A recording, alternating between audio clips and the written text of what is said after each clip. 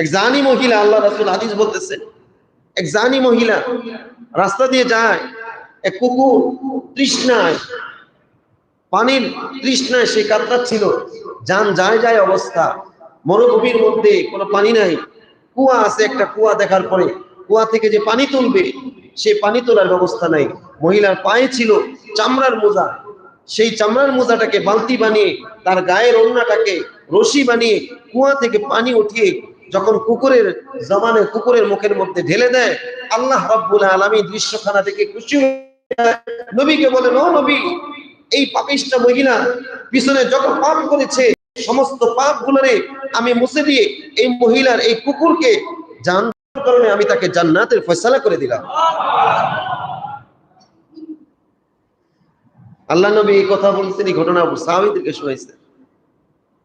সাধারণ এক কুকুরকে জান বাঁচানোর কারণে আল্লাহ তাআলা পূর্বের পাপ মাফ করে দেয়।